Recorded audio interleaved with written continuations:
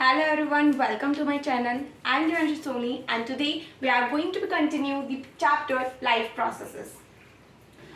पिछली वीडियो में हमने न्यूट्रिशन का आधा पार्ट करा था एंड आधा पार्ट अब हम करने वाले हैं न्यूट्रिशन इन ह्यूमन बीइंग के बारे में. ठीक है, इसके बाद वाली video we are going to be bring about the respiration. Okay, so यहाँ पर न्यूट्रिशन इन ह्यूमन बीइंग्स के बारे में बात करते हैं.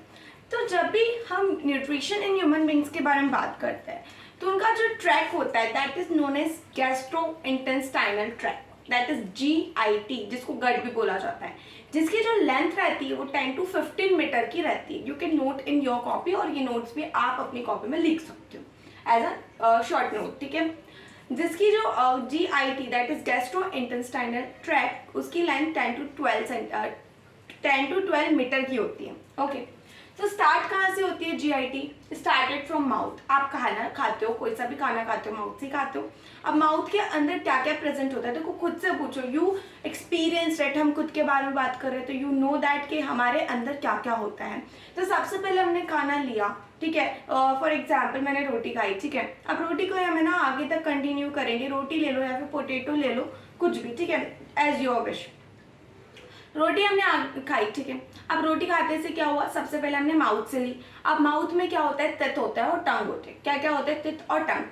तित क्या करते हैं, उसको चबाने में हेल्प करेंगे और टंग क्या करेगी, उसको सलाइवा से मिक्स करने में हेल्प करेगी.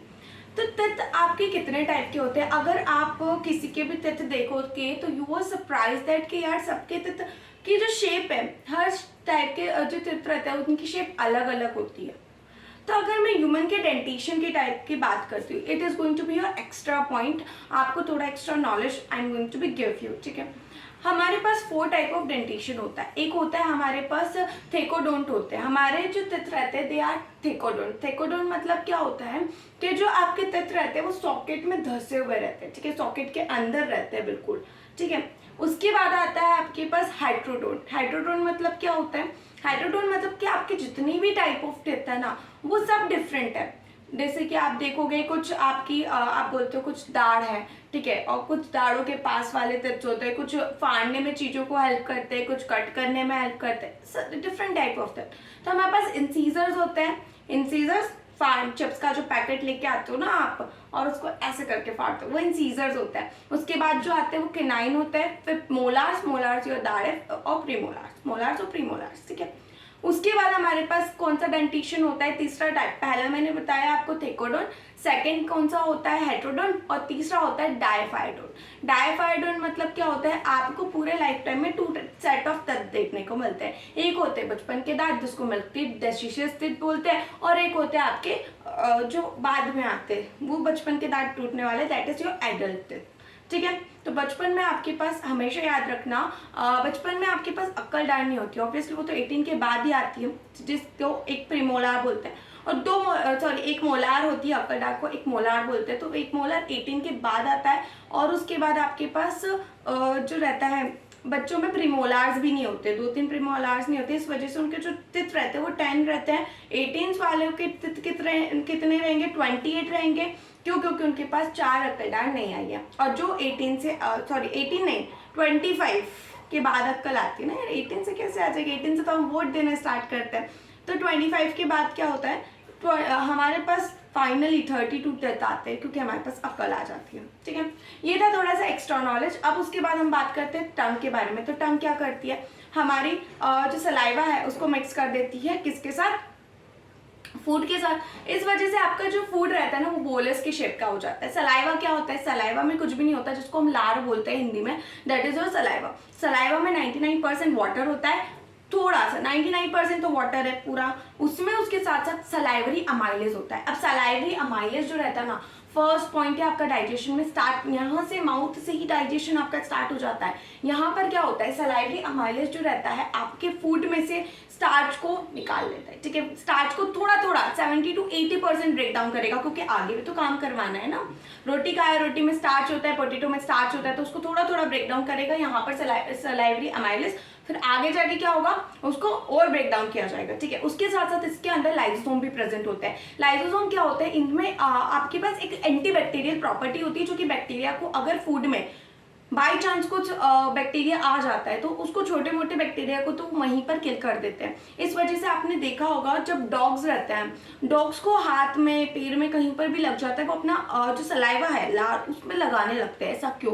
ताकि जो कट लगाए, कट से क्या होगा, बैक्टीरिया अंदर जाएगा जिससे आपको प्रॉब्लम आ सकती है। जैसे ही वो सलाइवा उसके ऊपर लगा देंगे तो वो सलाइवा के अंदर जो लाइसोसोम प्रेजेंट होता है वो उसको क्या कर देगा, किल कर देगा। Are you getting my point? इस वजह से आपको क्या याद रखना है, माउथ में आपका डाइजेशन स्टार्ट हुआ, आपने खाना खाया, इसमें तित होता है, टंग होती है, टंग क्या करेगी, फूड और सलाइवा को मिक्स करके बोलस का फॉर्म बना देगी। सलाइवा में क्या होता है, 99% वाटर, सलाइवरी अमाइलेज जो कि स्टार्च को डाइजेस्ट करता है, एंड लाइसोसोम जो कि एंटी बैक्टीरियल प्रॉपर्टी होती है। Are you getting my point? इतना आ गया, आगे बढ़ते हैं। ईसोफेगस, ईसोफेगस क्या होता है? ईसोफेगस कुछ भी नहीं, एक पाइप है।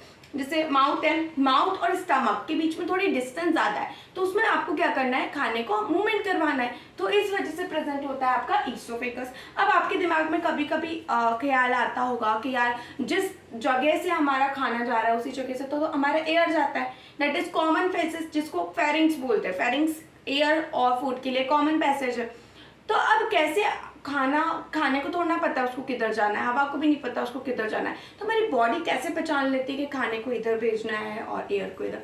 तो एयर जो रहता है ना, एयर में क्या होता है, आपके पास रेस्पिरेशन में आप पढ़ने वाले हो, आपके पास होता है ट्रेकिया, और ये ईसोफेगस को हम बोलते हैं फूड पाइप, ठीक है। अब फूड पाइप और ट्रेकिया के बीच में, ट्रेकिया के ऊपर एक ऐसा ग्लोटिस और एपिग्लोटिस होता है, जिसको एपिग्लोटिस बोलते हैं, और ये ग्लोटिस है। जैसे ही खाना आएगा ये बंद हो जाएगा तो खाना निकल गया अपने रास्ते, ठीक है, और जैसे एयर आएगी वो खुल जाएगी तो एयर इसमें चल जाएगी। तो दिस इज द फंक्शन। इस टाइप से आपको बोलते हैं ना जल्दी जल्दी खाना नहीं खाना चाहिए, ठसका लग जाता है। ठसका क्यों लगता है, एकदम खाते खाते ठसका लग जाता है, क्योंकि वो जो खाना रहता है ना आपकी ट्रेकिया के अंदर जा रहा होता है, तो एपिग्लोटिस एकदम से बंद होता है, फिर उसको उछाल के आपको वापस भेज देता है, क्योंकि खाना विंड पाइप में चल गया, इतना सा भी खाना विंड पाइप में चल गया तो वो तो ब्लॉक हो जाएगा, वो तो बहुत छोटा होता है। इस वजह से ग्लोटिस एपिग्लोटिस, ये थोड़ा सा एक्स्ट्रा नॉलेज था, ठीक है। अब ईसोफेगस की बात करते हैं। ईसोफेगस में क्या होता है, कुछ भी नहीं है, माउथ से स्टमक तक खाने को पहुंचाने को क्या बोला जाता है, ईसोफेगस की हेल्प से किया जाता है। It is known as food pipe. इसमें क्या होता है, पेरिस्टेसिस मूवमेंट। ये मैंने क्या लिखा है, पेरिस्टेसिस मूवमेंट क्या होता है। अब जैसे खाना जाएगा, ठीक है, अब खाना जा रहा है तो जैसे जैसे खाना जाएगा ना वो उस जगह तक फूलता जाएगा, ठीक है। ऐसा है ईसोफेगस, खाना आया इधर, ऐसा हो गया, ठीक है। तो जैसे जैसे नीचे जाएगा तो ये कॉन्ट्रैक्शन रिलैक्सेशन होते जाएगा मसल्स में, that is known as your peristalsis movement. ऐसा नहीं है कि ऐसा पूरा ही चौड़ा हो जाएगा, जैसे खाना ऐसा हो गया, नहीं, जहाँ जहाँ खाना आ रहा है वो ऐसे करते हुए जल जाएगा, ठीक है। उसके बाद आता है स्टमक। स्टमक में आपका पूरा डाइजेशन की प्रोसेस होती है, तो it is going to be important. अब स्टमक में 3 चीजें होती है, एक होता है म्यूकस, एक होता है एचसीएल, एक होता है पेप्सिन। अब HCl के बारे में सबसे पहले बात करते हैं। अगर आपको पता हो तो HCl इतना खतरनाक एसिड है, अगर आपकी स्किन पर डाल दिया जाए पूरी स्किन ही जल जाएगी, बिलीव मी, पूरी स्किन जल जाएगी। अब तुम सोचोगे हमारे तो स्टमक में प्रेजेंट है तो स्टमक क्यों नहीं जला, उसके लिए प्रेजेंट होता है हमारे पास म्यूकस, ठीक है। HCl का आपका जो pH रहता है अप्रॉक्सीमेटली 2 होता है, जो कि बहुत ही ज्यादा एसिडिक होता है। उससे हमारे स्टमक को प्रोटेक्ट करने के लिए क्या प्रेजेंट होता है, आपके पास म्यूकस प्रेजेंट होता है, ठीक है। क्या प्रेजेंट होता है, आपके पास म्यूकस प्रेजेंट होता है। Are you getting my point? अब यहाँ पर उसके बाद क्या होता है, पेप्सिन एक it is a type of enzyme जो कि प्रोटीन को डाइजेस्ट करेगा, ठीक है। जो बच्चे रहते हैं वो ज़्यादा दालें वगैरह तो खाते नहीं, उनके पास उस टाइप ऑफ प्रोटीन उनके पास आता नहीं है, तो उनके पास जो मदर का मिल्क रहता है उसको डाइजेस्ट करना रहता है। इस वजह से उनके पास प्रेजेंट होता है रेनाइन प्रोटीन। कौन सा प्रोटीन, रेनाइन प्रोटीन, ठीक है, उनके पास रेनाइन प्रोटीन होता है। अब ये जो पेप्सिन है ना, ये पेप्सिन एक्टिवेटेड फॉर्म में नहीं है, पेप्सिन इनएक्टिवेट फॉर्म में है, पेप्सिनोजन के फॉर्म में। जैसे इसके पास HCl आएगा तो पेप्सिन में कन्वर्ट हो जाएगा और जो क्या करेगा, आगे जाके प्रोटीन को डाइजेस्ट करने में हेल्प करेगा। अभी भी पूरा प्रोटीन डाइजेस्ट नहीं हुआ है, जैसे मैंने यहाँ पे बताया था स्टार्ट 70 to 80% डाइजेस्ट हुआ है, जैसे यहीं पे पेप्सिन जो है प्रोटीन भी 70 to 80% डाइजेस्ट हुआ है, ठीक है। अब इसके बाद क्या हुआ, आपके पास स्टमक में HCl है, म्यूकस है, पेप्सिन है, इसकी जगह पेप्सिन की जगह बच्चों में रेनाइन रहता है, ठीक है। इतना क्लियर हो गया। अब आते हैं स्मॉल इंटेस्टाइन।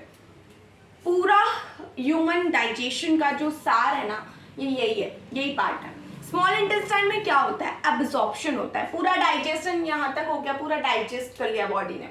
अब यहाँ पर एब्जॉर्ब करेगी बॉडी, अब खाना इसलिए तो ना खाते हो, तुमने खाया चलो हमें इच्छा हो रही है कि यार हमारी बॉडी थोड़ा डाइजेस्ट करवाए, बॉडी से थोड़ा काम करवाए, ऐसा तो नहीं होता है। उसको तो तुम्हें बॉडी को यूज करवाने के लिए तुमने खाना खाया ना, तो उसको बॉडी कैसे एब्जॉर्व करेगी समझना। स्मॉल इंटेस्टाइन क्या करता है, पहले तो अब रोटी है, अब तुम ये तो नहीं बोलते मेरी रगों में रोटियां दौड़ती है, ऐसा तो नहीं होता है, बिल्कुल नहीं होता है, ठीक है। तुम्हारे जो ब्लड में एक फॉर्म ऑफ न्यूट्रिएंट कैसे कन्वर्ट करोगे, जैसे कि रोटी लिए तो रोटी से कार्बोहाइड्रेट के फॉर्म में पहले कन्वर्ट करवाओगे जीआईटी के थ्रू, फिर उसके बाद आपका क्या होगा, वो बॉडी उसको एब्जॉर्व करेगी। क्लियर। तो यहाँ पर अब उसको उस फॉर्म में कन्वर्ट करवाना है। तो स्मॉल इंटेस्टाइन क्या करता है जानते हैं। स्मॉल इंटेस्टाइन के पास प्रेजेंट होते हैं 3 रामबाण चीजें, अमाइलेज, ट्रिप्सिन और लिपिस, ठीक है। क्लियर है। ये तीनों ही पैनक्रिएटिक जूस के अंदर होते हैं। अब मैं आपको है ना स्मॉल इंटेस्टाइन के बारे में थोड़ा डिटेल में लेके चलती हूँ। स्मॉल इंटेस्टाइन के अंदर एक पैनक्रियाज होता है, और पैनक्रियाज जान के थोड़ी खुशी होगी, या फिर फर्स्ट टाइम मैंने बताया होगा कि पैनक्रियाज जो रहता है ना, हेट्रोक्राइन ग्लैंड भी होता है और एंडोक्राइन ग्लैंड भी होता है। मतलब क्या, ग्लैंड्स मतलब क्या होता है, नहीं ऐसा समझ में देखो बताती हूँ।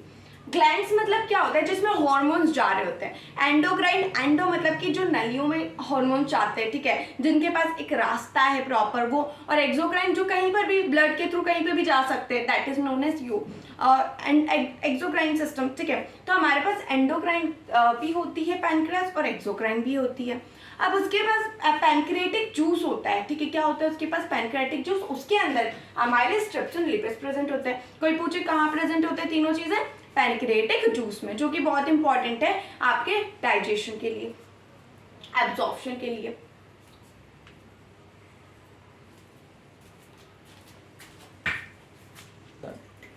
अरे हाँ आ गई।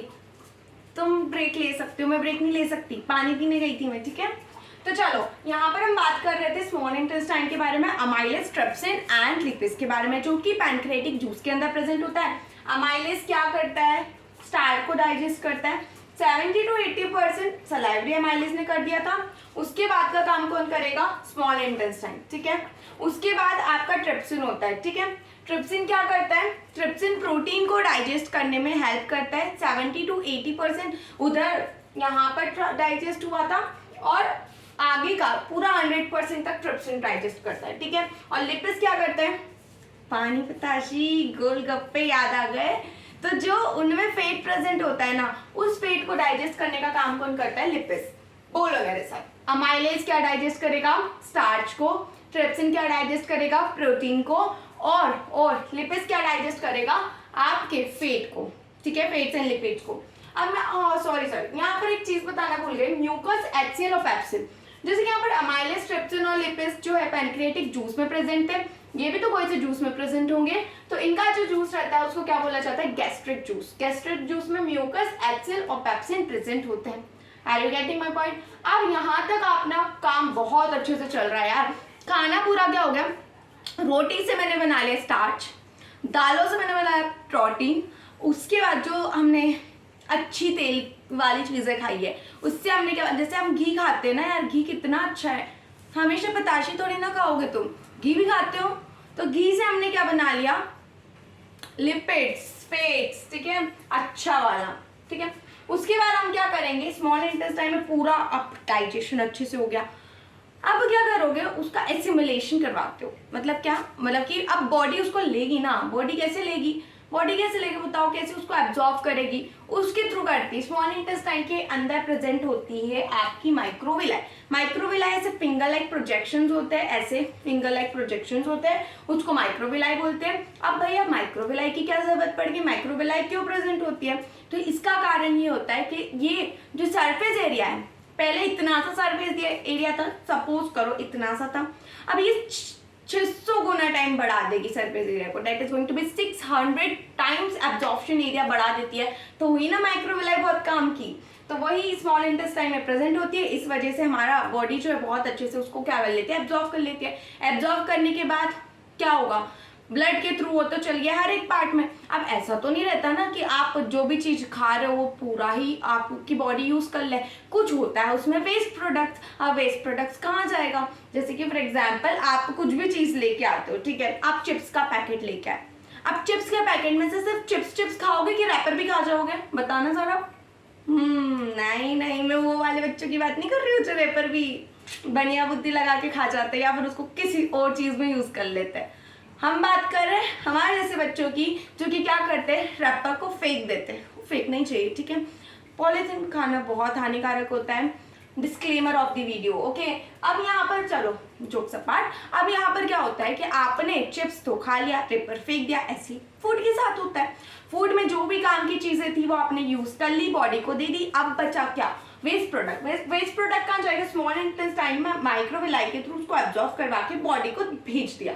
ये हो गया चुपके चुपके काम। अब खाना आया, पता चला यार लार्ज इंटेस्टाइन को ये पता चला इसमें तो कुछ है ही नहीं, मैं क्या करूँ। तो उसने देखा यार खाने में तो सब एब्जॉर्ब कर लिया पर वाटर तो अभी भी है, तो वो क्या करेगा, वाटर को एब्जॉर्ब करने में हेल्प करता है, ठीक है।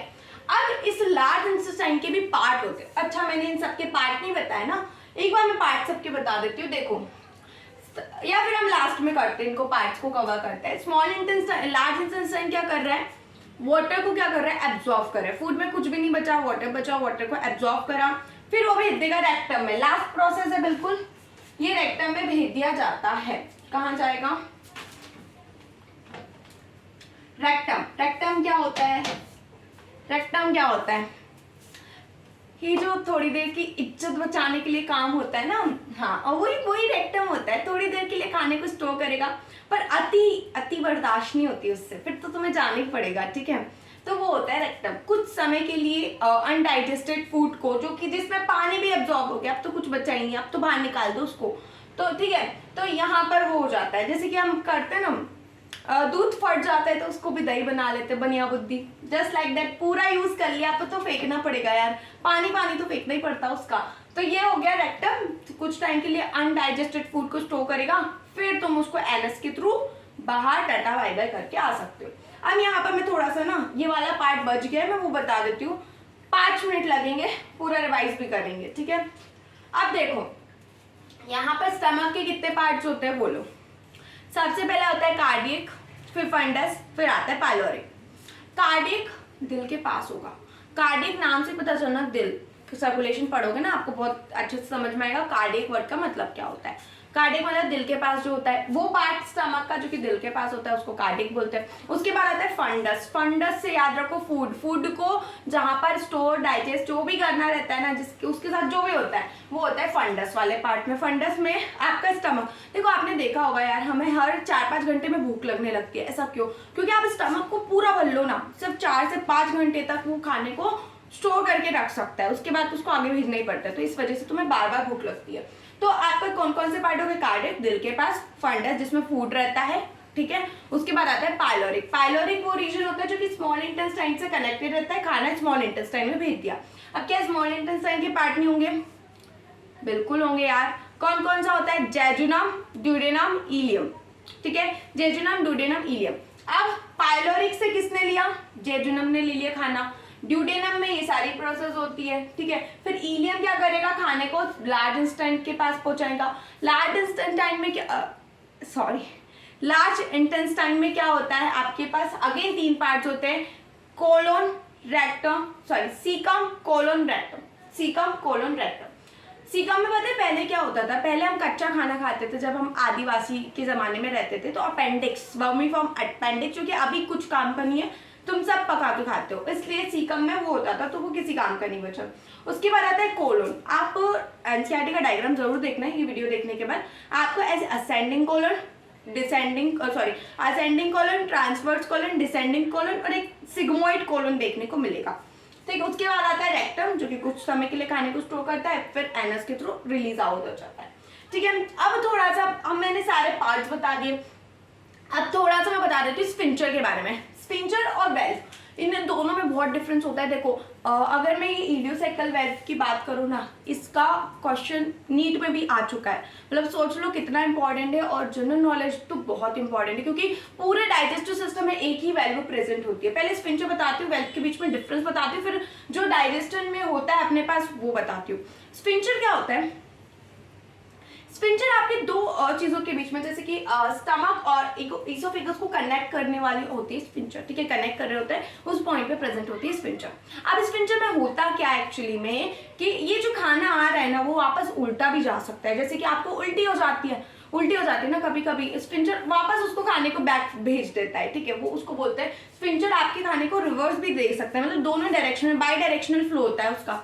तो कहाँ कहाँ पर स्फिंक्टर होते हैं? दो स्फिंक्टर होते हैं, ईसोफेगस और स्टमक के बीच में। तो ईसोफेगस और स्टमक के बीच में कौन सा होगा स्फिंक्टर, बोलो कौन सा होगा? ईसोफेगियल, कार्डियक, ईसोफेगल, स्फिंक्टर। इसका पहला वाला पार्ट कार्डियक था, इसका ईसोफेगस नाम ही है, तो कार्डियक ईसोफेजियल स्फिंक्टर इसका नाम होता है, इन दोनों के बीच में प्रेजेंट होता है। स्मॉल इंटेस्टाइन और स्टमक के बीच में, स्टमक का लास्ट पार्ट कौन सा था? याद करो, पाइलोरिक था, और स्मॉल इंटेस्टाइन का ऊपर वाला पार्ट क्या था? बोलो, जेजुनम ना, जेजुनम, ठीक है। तो यहाँ पर कौन सी हो जाएगी? वैसे इनके बीच में कोई स्फिंक्टर प्रेजेंट नहीं होती है, इनके बीच में स्फिंक्टर प्रेजेंट होती है। स्मॉल और लार्ज इंटेस्टाइन के बीच में स्फिंक्टर कौन सी होती है? स्मॉल इंटेस्टाइन का लास्ट वाला पार्ट क्या था? पाइलोरिक। तो बस यहाँ पर पाइलोरिक स्फिंक्टर प्रेजेंट होती है। और सीकम जो होता है ना, वहां पर प्रेजेंट होती है सीकम और इलियम के बीच में। देखो, पाइलोरिक, ठीक है। अब स्मॉल इंटेस्टाइन और लार्ज इंटेस्टाइन के बीच में प्रेजेंट होती है एक इलियोसिकल वेल्व क्या होती है? जो खाने को वापस पीछे नहीं जाने दे सकती है। अब देखो, पूरा काम हो गया आपका, पूरा स्मॉल इंटेस्टाइन में आपका क्या हुआ? खाने को एब्जॉर्ब कर लिया, ठीक है। अब उसमें कुछ बचा ही नहीं, वाटर बचा, तो वो पीछे क्यों जाएगा? अब वापस इतनी मेहनत बॉडी ने कर ली, अब तो कुछ बचा ही नहीं, तो आगे ही जाना चाहिए। तो ये इलियोसिकल वेल्व होती है, इससे खाना पीछे नहीं जाता, हमेशा आगे ही जाता है। तो हमारे पूरे डाइजेशन सिस्टम में इलियोसिकल वेल्व होती है, इलियम और सीकम के बीच में आपकी वेल्व होती है। इलियम स्मॉल इंटेस्टाइन का पार्ट है और सीकम लार्ज इंटेस्टाइन का फर्स्ट पार्ट है। तो इलियोसिकल वेल्व आपके पास प्रेजेंट होती है। एक बार थोड़ा सा 2 मिनट के अंदर रिवाइज करते हैं, मुझे पता है आपको बहुत टाइम लग गया और ये टॉपिक थोड़ा लेंथी था, तो एक बार रिवाइज कर लेते हैं और इसके नोट्स जरूर बना लेना, ठीक है। तो इसके बाद मेरे को एक टॉपिक और पढ़ाना है। देखो, माउथ, सबसे पहले आपने क्या करा? खाना लिया। अब बिल्कुल देसी भाषा में समझेंगे, हमने रोटी खाई है, रोटी खा गई, माउथ में गई, माउथ में क्या है? पित्त है और टंग है, ठीक है। पित्त ने उसको चबाया, टंग ने सलाइवा के साथ मिक्स किया। सलाइवा में क्या क्या था? बोलो मेरे साथ। 99% वाटर था, अमाइलेज था जो कि 70 to 80% स्टार्च को डाइजेस्ट कर रहा था, लाइसोसोम था जो कि एंटीबैक्टीरियल प्रॉपर्टी थी। खाना हो गया यहाँ तक डन। चलो अब आगे जाए, ईसोफेगस क्या काम करता है? This is food pipe, pipe है, पाइप से तो खाना नीचे ही जाएगा ना, और क्या करेगा पाइप। तो अब स्टमक में चल गया खाना, ठीक है। स्टमक में क्या हुआ? HCl ने उसको एसिडिक मीडियम में कन्वर्ट कर दिया ताकि स्टमक में ही चल जाए, इसलिए म्यूकस प्रेजेंट होता है। अगर आपके खाने में कुछ पेप्सिन होता, प्रोटीन होता, तो वो पेप्सिन वर्क करता 70 to 80%। जैसे कि रोटी के साथ तुम दाल भी खा रहे हो, तो दाल यहाँ पर डाइजेस्ट होगी, 70 to 80% पेप्सिन उसको क्या कर देगा? डाइजेस्ट कर देगा। खाना कहाँ चल गया? स्मॉल इंटेस्टाइन में। अब रोटी खाई थी, उसको अमाइलेज पूरा स्टार्च में कन्वर्ट कर देगा। दाल खाई थी, उसको ट्रिप्सिन पूरा अमीनो एसिड्स में कन्वर्ट करेगा। काय में कन्वर्ट करेगा? याद रखो, अमाइलेज जो रहेगा, सॉरी मैंने एक चीज गलत बता दी। अमाइलेज तो क्या करता है? सलाइवरी में उसको स्टार्च में कन्वर्ट कर रहा है, ठीक है, स्टार्च को कन्वर्ट कर रहा है। यहाँ पर अमाइलेज उसको पूरा कार्बोहाइड्रेट में कन्वर्ट कर देता है। ट्रिप्सिन क्या करता है? पूरा अमीनो एसिड्स में कन्वर्ट कर देता है। और लिपिड्स क्या करता है? फैट एंड लिपिड में कन्वर्ट कर देता है, ठीक है, क्योंकि हमारी बॉडी अमीनो एसिड्स के फॉर्म में उसको एब्जॉर्ब करती है, ठीक है। उसके बाद क्या है? लार्ज इंटेस्टाइन में क्या होगा? चलो, स्मॉल इंटेस्टाइन में ये सारा खाना बन गया, कार्बोहाइड्रेट आ गया, अमीनो एसिड्स आ गया, फैट और लिपिड्स आ गया। माइक्रोविलाई क्या करेगी? इसको एब्जॉर्ब कर लेगी। दे दो 600 टाइम उसने सरफेस एरिया को इंक्रीज करा, एसिमिलेशन ब्लड में भेज देगी, ठीक है, क्लियर। उसके बाद अब क्या बचा? कुछ भी नहीं, पानी बचा। और मुझे ना अक्षय कुमार का वो डायलॉग याद आ गया, अपन को तो क्या है, पानी से मतलब है, ठीक है। वो पानी बचा, तो लार्ज इंटेस्टाइन यही डायलॉग मारता है कि हमें तो कुछ भी नहीं, हमें तो पानी चाहिए। तो लार्ज इंटेस्टाइन क्या करेगा? पानी को लेगा। यहाँ पर बहुत इंपॉर्टेंट है, इलियोसिकल वेल्व प्रेजेंट होती है, रेक्टम के थ्रू, एनस के थ्रू बाहर चल गया। अब एक क्वेश्चन पूछूंगी, इसमें आपके पास क्या होता है, फटाफट से जस्ट 2 मिनट्स इसमें आपका टॉपिक ये कंप्लीट हो जाएगा। फिर कल से अपन रेस्पिरेशन को स्टार्ट करने वाले हैं, ठीक है। तो सबसे पहले हम बात करते हैं इंजेशन, इंजेशन किसके थ्रू कर रहा था बताओ? इंजेशन मतलब खाना लेना, किसके थ्रू कर रहा था? माउथ के थ्रू, ठीक है। उसके बाद हमने क्या करना? डाइजेशन, डाइजेशन मतलब खाने को डाइजेस्ट करना, ठीक है। किसके थ्रू कर रहा था? स्टमक के अंदर कर रहा था। किसके अंदर कर रहा था? स्टमक के अंदर कर रहा था। उसके बाद क्या करा? एब्जॉर्प्शन, खाने का ऑब्जॉर्प्शन किसने करवाया? माइक्रोविलाई ने। कहाँ प्रेजेंट थी? स्मॉल इंटेस्टाइन के अंदर। बोलो, पूरा पढ़ के आओ ना तो ये जरूर कर लोगे। This is the type of homework पर मैं करवा रही हूँ उसको।